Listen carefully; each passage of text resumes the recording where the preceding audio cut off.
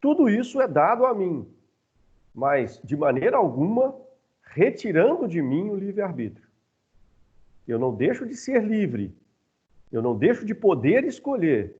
É claro que você tem sempre que lembrar, o livre-arbítrio sempre coloca você também diante das suas responsabilidades. Então você se torna responsável também pelas escolhas que faz. O grupo transmite a você os princípios, mas você, livre-arbítrio, pode escolher. É claro que a responsabilidade pela escolha, ela é totalmente sua. É você que a tem. É você que tem que assumir a responsabilidade pelas escolhas que fez. Ah, eu posso ir contra o grupo? Pode. Você vai ter que arcar com as consequências da sua escolha de se colocar contra os princípios transmitidos pelo grupo. Tá? Segundo ponto, já que falamos do processo de formação, uma criança, vamos lá, nasceu dentro de um grupo social e dentro desse grupo social você começa o processo de formação. Então vamos lá. A criança, ser social que começa a se formar, tá? Ela começa a partir de todo esse processo de transmissão. E aí ela começa a ver as coisas com os olhos do grupo. Tá? Ela começa a ver as coisas com os olhos do grupo. Então isso é um determinismo, lembra? É claro que numa criança você não vai exigir dela tanto o livre-arbítrio, porque é preciso do livre-arbítrio que haja uma consciência, mas essa consciência ela está no processo de formação. Há todo um processo de formação dessa consciência. Então, à medida que essa consciência vai aflorando, a criança vai se tornando responsável pelas escolhas que vai fazendo. Mas a criança, ela vai sendo moldada dentro dos parâmetros do grupo, tá? E aí ela vai aprendendo. De que forma? Às vezes, até com as brincadeiras, a criança está aprendendo. Ela está fazendo experimentos sociais. Como é que é isso? Quem tem irmãozinho pequeno aí, em casa, já deve ter visto, por exemplo, se tem a irmãzinha, você já deve ter visto a irmãzinha usando a maquiagem da mãe, os vestidos da mãe, calçando a sandália da mãe, tá? O menino, se você tem um irmãozinho, você já deve ter visto esse seu irmãozinho usando as roupas do pai, calçando o sapato do pai, usando o perfume do pai. Há uma série de implicações psicológicas nisso. Mas o mais importante é, o que essa criança está fazendo? Ela está experimentando papéis. Ela já viu que existe um papel social chamado pai, e existe um papel social chamado mãe. O menino, então, quando ele veste a roupa do pai, ele calça o sapato do pai, ele passa o barbeador do pai no rosto, ele usa o perfume do pai, ele está experimentando aquilo, então ele vai ser o pai. Não, na verdade é uma experiência e ele vai acumular aquela experiência. Com certeza, quando ele chegar na fase da juventude, da adolescência, da juventude, da fase adulta, ele irá utilizar aquelas experiências que ele teve lá na infância para decidir a vida dele. Será que é isso que eu quero? Então ele tem uma experiência. Ele vai ter as experiências dele, ele vai fazer as brincadeiras, mas isso é só uma brincadeira. Mas esta brincadeira ele vai acumular como experiência. E depois ele poderá usar isso para decidir, eu quero ser pai, eu não quero ser pai, eu quero ser mãe, eu não quero ser mãe. Tá? É isso que eu quero para a minha vida? É desse jeito? Será desse jeito? Será que isso é bom? Ele vai usar essas experiências todas para depois dar um rumo na personalidade que ele possui, para definir o papel social que ele possui ou possuirá dentro da sociedade. Então, quando a criança, nestas experiências, olha, ela se vê no espelho que é a sociedade. E ela enxerga ali todos os papéis que estão diante dela, que cada um de nós ocupamos dentro da sociedade, como possibilidades ou como opções. E ela vai ter essas experiências com estas possibilidades, com estas opções. Coisa que depois ela irá usar para fazer as escolhas dela, para definir o seu ser pessoal, para definir o seu ego, para fazer as suas escolhas, no que tange ao que ela é pessoalmente. Tá? Então, nós definimos o ego. Uma outra coisa que nós definimos, toda a sociedade, ela é um composto do que a gente chama composto cultural. Do que essas culturas são formadas? Por pequenas parcelas de cultura. Bom, o que seriam essas pequenas parcelas de cultura? Seria nada mais, nada menos do que a gente chama de subcultura. Bom, só exemplificando. Digamos que esse círculo aqui, este círculo, seja a cultura. A gente chama de cultura geral. Este círculo é a cultura geral. Isso aqui é o grupo social em que você está inserido. Mas como é que se forma esse círculo, esse grupo social maior, ou esta formação maior aqui? Como é que se forma isso?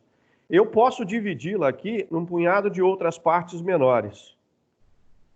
Estas partes menores significarão justamente as composições que cada grupo social possui. A gente chama isso de subculturas. Cada subdivisão desta é uma subcultura. Então, o conceito de subcultura nada mais é do que partes menores de uma cultura maior. Partes menores de uma cultura maior. Então, estas partes menores de uma cultura maior são chamadas de subcultura. Tá? Então, a subcultura são as partes. Então, todos nós, num dado momento, nos tornamos subculturas. Ou tornamos parte de uma cultura maior. É claro que levando aquilo que eu consolidei enquanto personalidade. Então, a minha personalidade passa a fazer parte de um grupo maior. E essa parte que eu sou, dentro desse grupo maior, é chamado de subcultura. Tá? Então, eu aprendo tudo. Num dado momento, eu começo a fazer as minhas escolhas. Estas minhas escolhas vão definindo o que eu sou, e o que eu sou passa a fazer parte desta cultura maior. Ou seja, eu ganho uma personalidade, uma consciência do meu ego, daquilo que eu sou, e eu não deixo de ser aquilo que eu sou ao ingressar no grupo. Então, eu passo a fazer parte de um grupo, tá, que me acolhe, ou que acolhe a minha personalidade e a consciência que eu tenho de mim mesmo. É claro que, se a minha consciência ela for muito complexa ou for muito diversa em relação aos padrões que o grupo possui, é claro que haverá resistência do grupo em me receber. O grupo poderá pedir a mim que eu me adeque melhor a ele. E aí eu posso não ser aceito? Pode até acontecer de que o grupo não aceite a pessoa, tá? Porque será exigido dela uma certa adequação. Se ela não se adequar, corre-se o risco de você, do grupo, excluir a pessoa. Mas o grupo só chega a essas circunstâncias em caso máximo. Por quê? O grupo entende também que toda subcultura é somado a ele e acaba compondo aquilo que ele chama de riqueza cultural.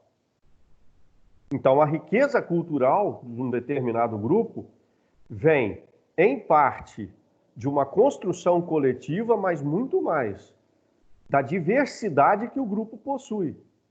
Então, o grupo social, ele será um grupo rico culturalmente em função da diversidade que ele apresenta. e não da uniformidade. A riqueza de um grupo, culturalmente falando, não vem da sua uniformidade, vem da sua diversidade. Quanto mais diverso um grupo, maior é a riqueza dele. E o que determina a riqueza desse grupo são as diversas personalidades que são formadas ao longo do processo de socialização, levando em consideração todo o processo de imposição do grupo, somado à capacidade de escolha individual que cada um de nós possuímos, tá? Então, socialização, pessoal, será sempre um processo cumulativo. Eu aprendi ontem e eu acumulo aquilo que eu aprendi. Eu estou aprendendo hoje e eu acumulo o que eu estou aprendendo hoje. Eu vou aprender amanhã e eu vou acumular o que eu vou aprender amanhã. Tá? Então, o processo de formação da minha personalidade, da sua personalidade e do próprio grupo social a que eu faço parte, é um processo cumulativo, um processo constante de acumulação de conhecimento. Então, eu sempre vou aprender. O processo de socialização, ele só termina quando eu morro, tá? E esse processo de acumulação do conhecimento é também um processo de harmonização desse conhecimento, ao conhecimento que eu tenho de mim e ao conhecimento que eu tenho dos outros. Então, isso tem sempre que ser buscado uma harmonia. Caminhando para a gente encerrar por hoje, para eu abrir para as perguntas de vocês, tá? Quais são os mecanismos de socialização que nós possuímos? Pessoal, eu vou pedir a vocês para chegarem um pouco mais cedo às aulas. Tem gente chegando muito tarde, a aula já está quase terminando e tem gente chegando aí, tá? Então vamos lá. A partir de agora, eu vou determinar para vocês quais são os mecanismos de socialização que nós possuímos. Primeiro, nós temos que distinguir que existem mecanismos diretos e mecanismos indiretos. Deixa eu dar um exemplo disso, só para você ilustrar aí na sua mente. Enquanto a gente estava na sala de aula física, nós temos um mecanismo de socialização chamado de contato direto. Atualmente, como nós estamos usando computadores, câmeras e a internet, nós chamamos de mecanismos de socialização de contato indireto. Então vamos lá. A socialização pode se dar de maneira direta ou indireta. O mecanismo de socialização direto é aquele que não envolve a intervenção de nenhum elemento terceiro nesse processo. Ou seja, eu com vocês dentro da sala de aula, vocês e eu. Então, todo o processo de ensino-aprendizagem se daria de maneira direta. Então, processo de socialização direto. Quando não há intermediários, é você e eu. É o tete a tete. Nós estamos um diante do outro. Certo? Sem nenhuma utilização de mecanismos de terceiros. Então, sempre que há esse contato tete a tete, sem intermédio de nenhum outro elemento, nós chamamos de contato direto ou mecanismo de socialização direta. Mas também ele pode se dar de maneira indireta. Então, vamos usar o exemplo que a gente tem aqui agora. O que está acontecendo nesse momento é um mecanismo de socialização indireta. Porque eu coloco entre vocês e eu um computador, uma rede de Wi-Fi, uma internet. E nós passamos a utilizar esse mecanismo para estabelecer o contato que nós possuímos. Isso a gente chama de contato indireto ou mecanismo de socialização indireta. Então, como é que, direto ou indiretamente, isso se dará? Se dará pela educação. Isso, educação é esse mecanismo acadêmico que a gente tem hoje. educação, escola, tá? Se dará pela família. A família é, talvez, o principal mecanismo de socialização. Por quê? Porque a família é e sempre foi o primeiro contato que nós possuímos. É por meio da família que nós iniciamos o processo de socialização. Igrejas, religião é outro mecanismo de socialização. O Estado e suas leis, no seu mecanismo legal, redes de amigos, rodas de amigos, quando você encontra com o seu amigo. Atualmente, nem tanto direto mais, em função, e vamos ressaltar, vamos de novo lembrar vocês, tá? Isolamento social, pessoal. É você manter um certo nível de distância das pessoas. O objetivo é frear o mecanismo de contaminação do vírus, certo? De uma certa maneira, quebrar a cadeia de contaminação. O mecanismo de isolamento social, que estabelece um padrão mínimo de distância entre pessoas, tem esta função em casos de pandemia. Então, mantenham distância, evitem aglomeração de pessoas, certo? Então, rodas de amigo, formem essas rodas na internet, ok? Vizinhos, outro mecanismo de socialização, tá? Clubes que você frequenta e outros mecanismos mais.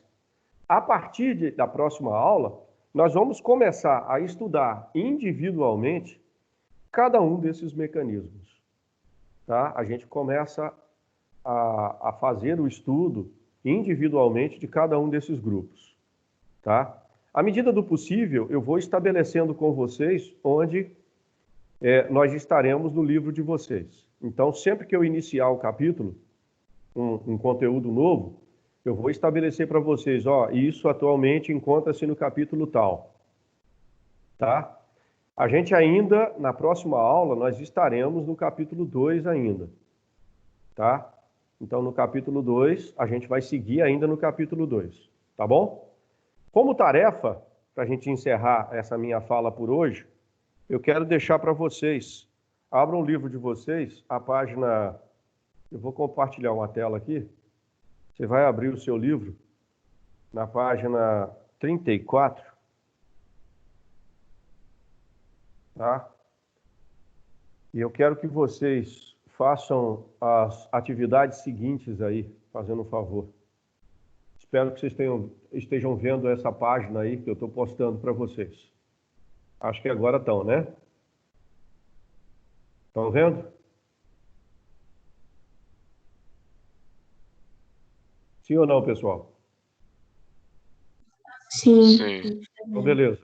O que eu quero para que vocês façam que a gente ainda vai continuar no primeiro capítulo ainda, tá? Mas eu quero que vocês façam para mim a questão número 1, aplicando conhecimentos. Questão 1,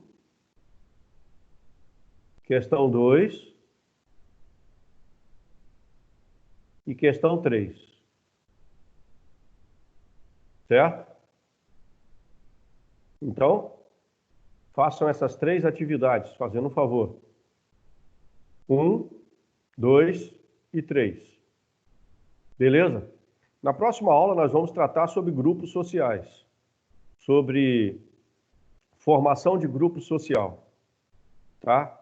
Nós vamos partir para a formação daquilo que a gente chama de comunidades. Então, eu vou postar para vocês lá no Moodle desculpa. Voltei aí?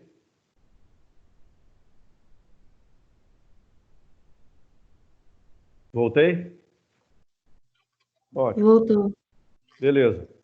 Então, eu vou colocar para vocês lá no Moodle os slides referente às comunidades, que são os grupos sociais que nós vamos...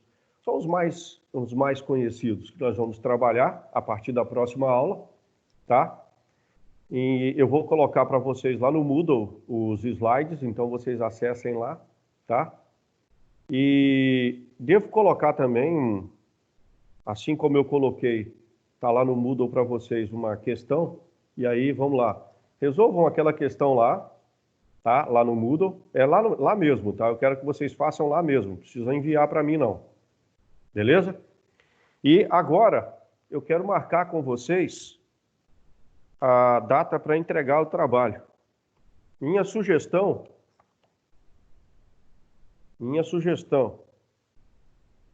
é que vocês entreguem o trabalho para mim.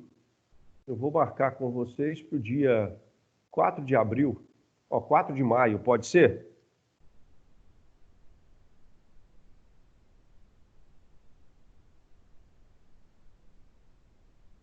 Pode, professor. Então, coloquem na agenda de vocês aí a entrega do trabalho no dia 4, trabalho de sociologia, tá? Você só vai mandar para mim o trabalho de sociologia.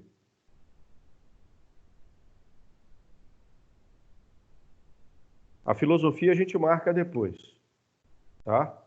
Então, dia 4, vocês irão me mandar o trabalho, me mandem o trabalho no dia 4 e vão mandar para o meu e-mail. Deixa eu ver se eu compartilho uma tela aqui só para vocês verem o e-mail, tá? Nos meus slides, todos eles possuem o meu e-mail. Ele está aqui, ó. Estão vendo aí? Sim. Então ele está aqui do lado, tá? Está aqui do ladinho aqui, ó. É esse o e-mail, jhonoratopereira@gmail.com. Então no dia 4/5 vocês me enviarão o trabalho de sociologia, tá? Só lembrando o seguinte, o mapa mental que eu pedi a vocês que fizessem, se você não conseguir fazer ele no Word, não tem problema não. Você pode tirar uma foto, mas coloca tudo no mesmo e-mail, não manda 2 e-mails não, tá? E lembra, o título do seu e-mail e o título do seu trabalho será o seu nome e a sua turma. Beleza? E assim, até por volta das 18 horas, no dia 4/5, vocês poderão me mandar. Então, vamos estabelecer como limite para você me mandar o trabalho até as 18 horas do dia 4/5.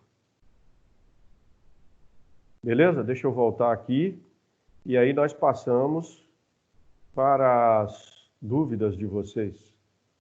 Querem fazer alguma pergunta? Porque essa primeira parte, nos slides que eu já coloquei para vocês lá, que a gente chama de processo de socialização, ela está encerrada. E aí eu quero saber se tem alguma dúvida, porque na próxima aula a gente começa uma outra parte ainda nesse capítulo 2, que é chamado de grupo social. Tá bom? Perguntas? Honorato, Oi. eu estava escrevendo aqui, que você estava falando, tá aqui, ó. O que eu sou? Aí você tinha colocado mais umas características e falado, é dado a mim, mas não retiro o meu livre-arbítrio. Eu me torno responsável pelas minhas escolhas. Uhum. O que é além do que eu sou? Não, na verdade, o que eu sou, o meu ego, a minha personalidade, a minha consciência, ela é dada a mim pelo grupo social. Mas esse que é dado a mim não tira a minha capacidade de escolher. Não vai tirar de mim a capacidade de escolha. Tá? Eu continuo tendo toda a capacidade possível de fazer escolhas. É claro que eu vou ter que arcar com as consequências das escolhas que eu faço. Eu tenho que ser responsável pelas escolhas que eu fiz. Tá? Ah, eu fiz uma escolha que entrou em conflito com o grupo. Tá, beleza. É um direito seu fazer essas escolhas. Mas lembra, tá? Ela é responsabilidade sua. Tá? É responsabilidade sua. Ok? Obrigada. Então, sua personalidade, seu ego, parte é dado a você pelo grupo. O grupo vai influenciar você, mas não tira de você o livre-arbítrio. Ok? Mais alguma pergunta, pessoal?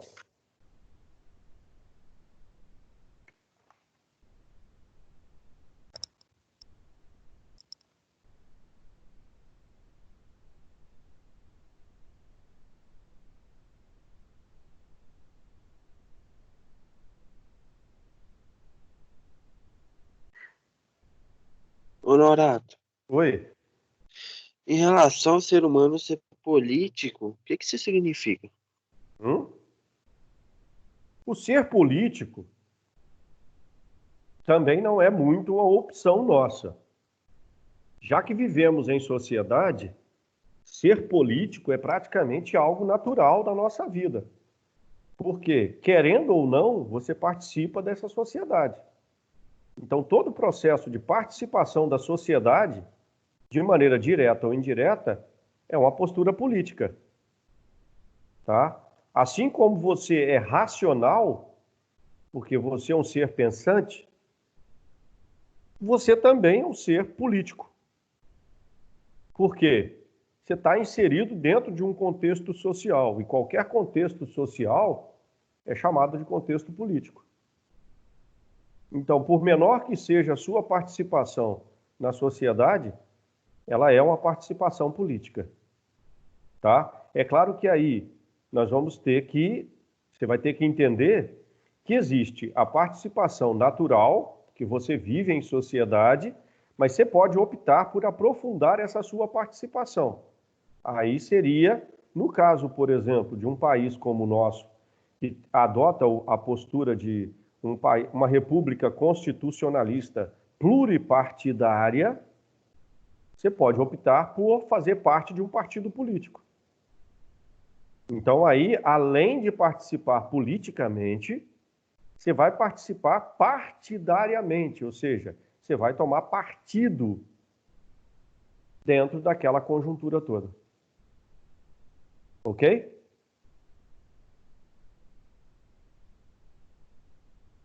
Beleza? Beleza. Mais alguma dúvida aí, pessoal? Não? Então, muito obrigado a vocês e até quarta-feira. Um grande abraço e até mais. Alô, professor.